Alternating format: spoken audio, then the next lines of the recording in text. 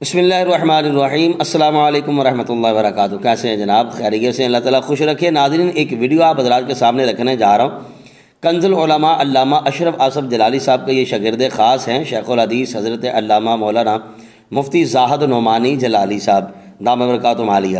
ان سے سوالات کیے گئے بالخصوص حق خطیب کے بارے میں، سید اقرار شاہ صاحب کے بارے میں، اور ہلکا سا بس میں اشارہ کر دوں اس لحاظ سے کہ یہ وہی زاہد نعمانی جلالی صاحب ہیں کہ جنہوں نے مفتی حنیف قریشی صاحب کو اور پنڈی گروپ یہ جتنا بھی ہے ہر میدان میں ان کو لتاڑا ہے، ان کو ایکسپوز کیا ہے، ان کو رگڑا بھی لگایا، دھلائی بھی کی، ٹھکائی بھی کی۔ بڑا انہوں نے اپنا عملی کردار ادا کیا اور انہوں نے جو ہے وہ اہل سنت و جماعت کا جو حقیقی نقشہ ہے نا وہ لوگوں کے سامنے رکھا، اور فکر اعلیٰ حضرت کا جو ہے وہ جیسے ڈنکا بجایا نا، یہ میں سمجھتا ہوں کہ ان کو خراج تحسین اس لحاظ سے الحمدللہ صحیح العقیدہ مسلمانوں نے دیا ہے۔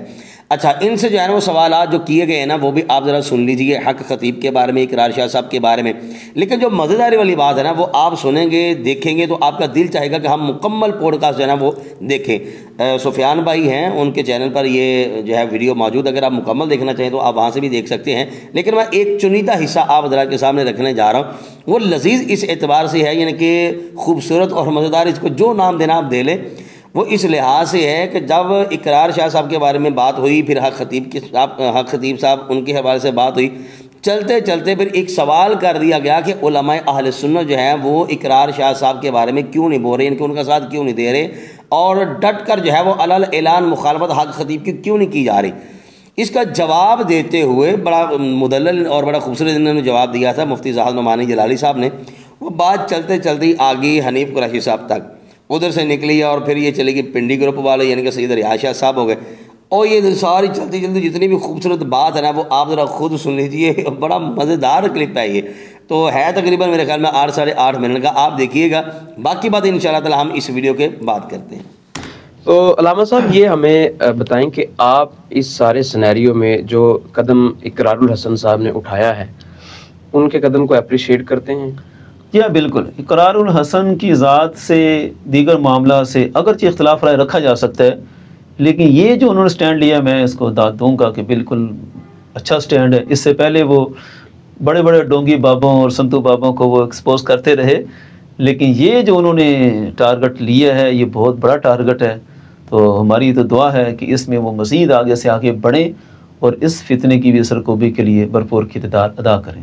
تو علامہ صاحب ہمیں یہ بتائیں کہ یہ جو پیر حق خطیب والا معاملہ ہے، اس میں آپ اس کو کتنا کہ ضروری سمجھتے ہیں اس کی سرکوبی کرنا، کیونکہ اس میں وہ حق خطیب صاحب ختم نبوت کا نام استعمال کر رہے ہیں اور اپنے آپ کو سپہ سالار ختم نبوت کہہ رہے ہیں۔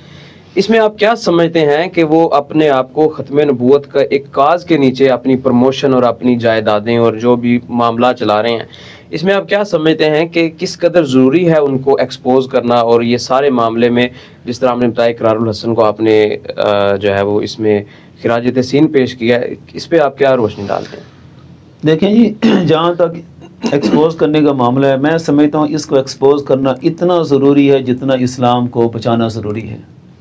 باقی رہی بات کہ وہ ختم نبوت کی کانفرنسیں کرتے ہیں، اس طرح کے کام کرتے ہیں، دیکھیں ختم نبوت کا کاز جو ہے وہ کسی کا محتاج نہیں ہے۔ پہلی بات تو یہ ہے، اللہ یحفظ دینہ، اللہ اپنے دین کی حفاظت فرمانے والا، ولا غالب الا اللہ۔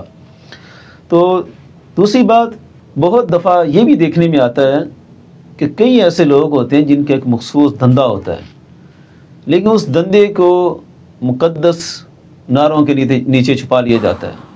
تو اگر یہ معاملہ دھندے کا ہے جس طرح ایکسپوز ہو رہا ہے، تو یہ کسی مقدس نعرے کے نیچے نہیں ہونا چاہیے۔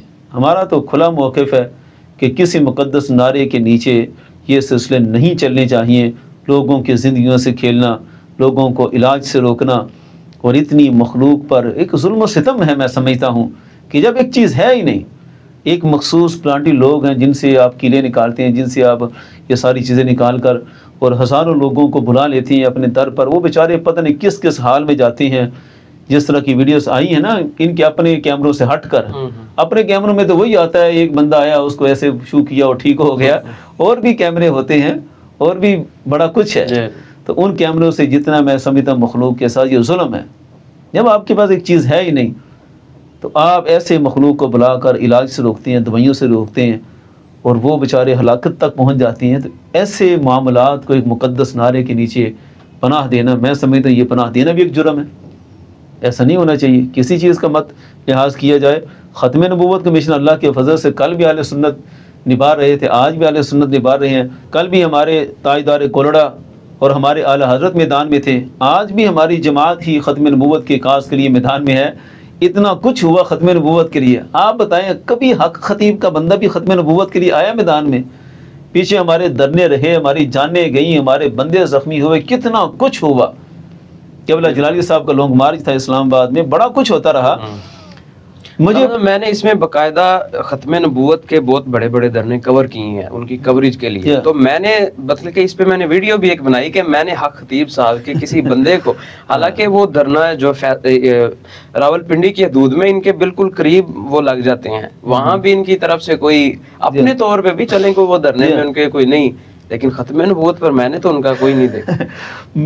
آپ نے تو دیکھا نہیں، میں کہتا ہوں میں نے تو سنا ہی اب ہے، جب یہ ایکسپوز ہونا شروع ہوا تو تب سنا ہے کہ یہ بھی ایک سپہ سالار ہے پاکستان میں. اور میں سمجھتا ہوں یہ بھی دشمن کی بہت بڑی چال ہوتی ہے کہ جو اپوزٹ پوزیشن ہوتی ہیں اس کو بھی اپنے بندوں سے کور کر لیتے ہیں. یہ ختم نبوت کا اتنا بڑا ایشو ہے، اس کے سپہ سالار کے لیے ایسی ہستیاں کہ جو ایک دفعہ بھی نہیں سامنے آئیں، خالی نعرے لگا لینا اپنے مقصد کے لیے، اس کی تو کوئی حیثیت نہیں. ختم نبوت پر جتنا کچھ ہو رہا ہے اور جتنی امتحانات سے امت بھی گزری ہے گزشتہ دہائی میں، اس میں بتائیں نا کیا کردار ادا کیا. ایسے تو نہیں کہ اپنے مریدوں سے ٹائٹل لے لیا اور کہا کہ اب میں جو مرضی کرتا پھروں، میں تو سپہ سالار ہوں، اور نیچے جو ہے وہ چھری بھی چلتی رہے. ایسا مناسب نہیں ہے. علامہ صاحب اس میں جو علماء اہل سنت ہیں ان کا کوئی خاصا کردار نہیں اس میں نظر آ رہا، بلکہ بہت سارے اقرار الحسن صاحب تو اپنے ہر دوسری تیسری ویڈیو میں وہ جھنجھوڑ رہے ہیں علماء اہل سنت کو، وہ ان کا نام لے رہے ہیں کہ بھائی بولیں آپ، یہ تو آپ کی ایک یعنی کہ اہل سنت کی ایک ناموس کا معاملہ ہے، کیونکہ یہ اعتراضات تو جس طرح بتایا کہ پیچھے اولیاء کرام پہ جا کے مل جاتے ہیں. تو آج کے دور کے جو علماء ہیں، جو نامور علماء دین ہیں، وہ اس مسئلے پہ خاموش کیوں ہیں؟ دیکھیں جہاں تک ہمارا مسئلہ ہمارے مرکز صراط مستقیم کا، ہمارے امام جلالی سی تشریف کا، تو ان کے لحاظ سے تو ہم نے ڈٹ کر موقف بیان کر دیا. اللہ کے فضل سے جب یہ ہمارا موقف گیا تھا تو اس وقت جو صافی نے یہی کہا تھا کہ بریلوی مسلک کا پہلا موقف آ گیا، اور الحمدللہ ہمارا موقف وہ ہزاروں میں لوگوں نے سن لیا. باقی رہے وہ علماء کرام کیوں نہیں بولتے، ان کا کردار نظر نہیں آتا. میں کہتا ہوں کردار ہے ان کا، بھرپور ہے، لیکن ہے حق خطیب کی فیور میں. اچھا جی اہل سنت کے علماء کا بس یہ جس طرح وہ ختم نبوت کا سپہ سالار ہے نا، اسی طرح یہ اہل سنت کے ٹھیکیدار بنے ہوئے ہیں. یہ 30 سال یہ اہل سنت کی نظامت کو سنبھالے رکھا اس ریاض شاہ پنڈی والے نے. یہ لوگ ہیں جو اس کو کلندر دوران، یہ لوگ اسے کلندر دوران اور پیر بلاوڑا پتہ نہیں کتنے کتنے ٹائٹل دے کر اس کو اپنے سٹیجوں کی زینت بناتے رہے. مثلا اب حنیف قریشی چینلوں پر بیٹھ کر اہل سنت کو ریپریزنٹ کرتا ہے، نمائندہ اہل سنت کو بنتا ہے، لیکن سب سے بڑا حمایتی وہ اس کا ہے. میں کہتا ہوں اس نے اس معاملے میں اقرار الحسن کو بھی صحیح چونا لگایا ہے. ہم نے حالانکہ ایکسپوز بھی کیا کہ جناب ان کو پکڑیں. وہ جی ٹی وی پر وہ ایک پروگرام میں آیا، اب وہاں اقرار الحسن بیٹھا ہے، وہ دیگر علماء تو بول رہے ہیں جس مسئلہ کے بھی تھے، وہ اپنے اپنی نمائندگی کے طور پر بول رہے تھے کہ حق خطیب کا معاملہ بالکل خطرناک ہے، اس کے خلاف اٹھنا چاہیے، لیکن حنیف قریشی نہیں بول رہا. یہ تو بہت پتہ کی آپ نے بات، میں نے بھی اس میں یہ نوٹ کرنے کی کوشش کی کہ سب وہ بول رہے ہیں، بلکہ وہ جو اہل حدیث مکتبہ فکر کے وہ تو بڑا سخت بولے ہیں. لیکن اس کے بولنے سے کچھ فائدہ نہیں ہوگا. اس کے بولنے سے اقرار الحسن نے بڑا اچھا ایک جملہ بولا تھا کہ اگر دوسرے مسلک والے بولتے ہیں نا، اس سے ہمارے کاز کو نقصان پہنچے گا، کیونکہ دوسرے مسلک والے تو پہلے ہی ہمارے خلاف ہیں، وہ تو اولیاء کرام کو مانتے نہیں ہیں سرے سے. اس مسئلے میں بولنے کا حق ہے تو ان کا ہے کہ جو اعلیٰ حضرت کے مسلک کے نمائندے بنتے ہیں، ان کا کام ہے کہ اعلیٰ حضرت کے مسلک کے مطابق بتائیں کہ حق خطیب وہ ولایت کا سپہ سالار ہے کہ نہیں ہے. لیکن وہ ایک لفظ نہیں بولنا چاہتے. کیوں نہیں بولنا چاہتے؟ 10 سال تک انہی خطیبوں نے اس حق خطیب کو کلندر دوران اور کتنے کتنے ٹائٹل دے کر اتنا اوپر چڑھایا. اس کی ویڈیوز موجود ہیں. جو نہیں مانتے ان کو گندی گالیاں دیتے رہے. یہ وہ مزمل شاہ ہے، وہ برطانیہ سے آتا ہے، یہ انہی کے دڑے کا ہے. اب جس سٹیج پر حق خطیب مہمان خصوصی ہوتا ہے اور اس کے کلندر دوران کے نعرے ریاض شاہ لگا رہا ہوتا ہے، اس سٹیج پر تقریر کرنے کے لیے 2-3 لاکھ روپے لے کر وہ حنیف قریشی آ جاتا ہے۔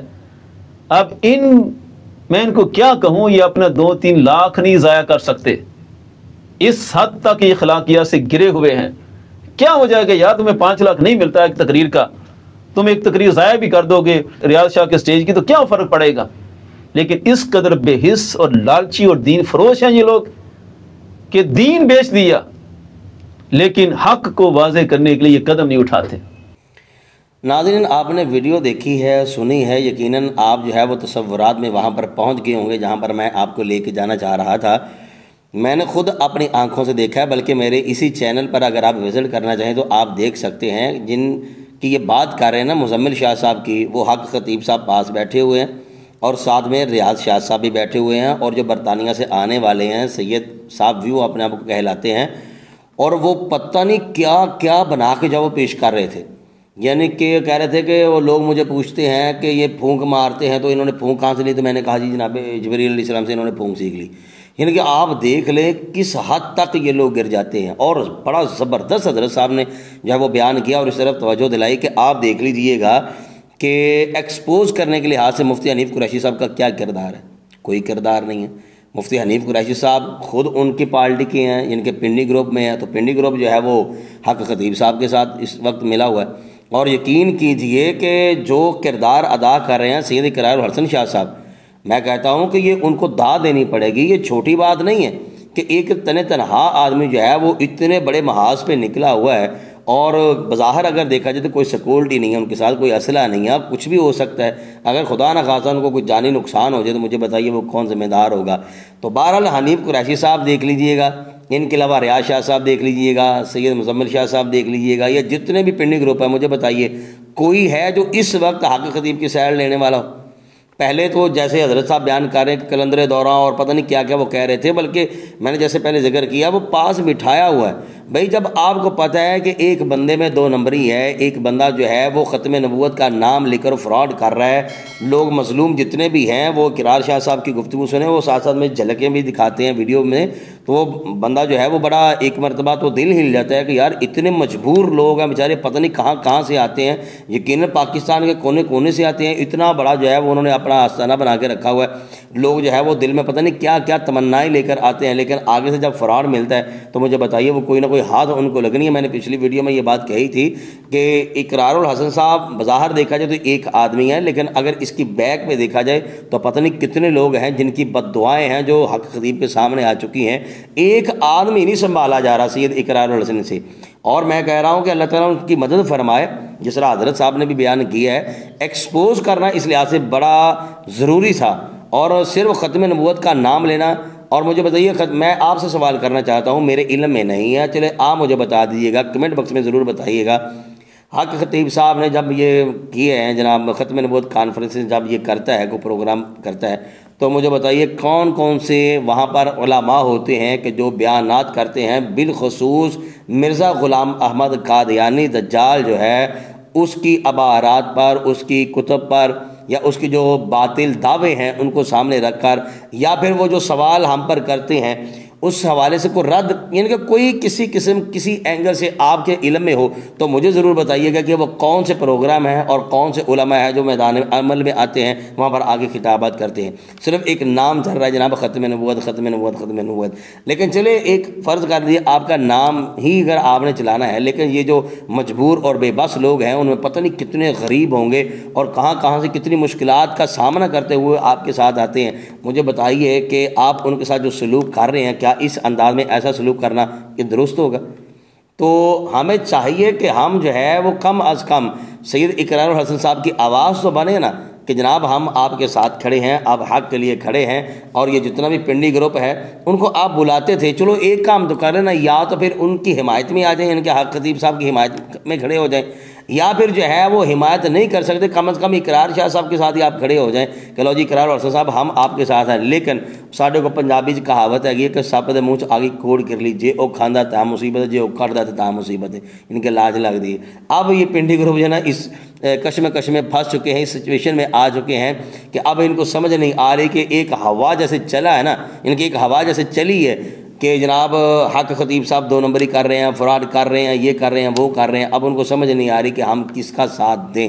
بہرحال ہمیں تو چاہیے کہ ہم حق کا ساتھ دیں۔ آپ حضرات نے جو سنا اس کے بارے میں اگر آپ کوئی اپنی رائے کا اظہار کرنا چاہیں تو ضرور کیجیے، ہمیں خوشی ہوگی۔ بہت شکریہ۔ السلام علیکم ورحمۃ اللہ وبرکاتہ۔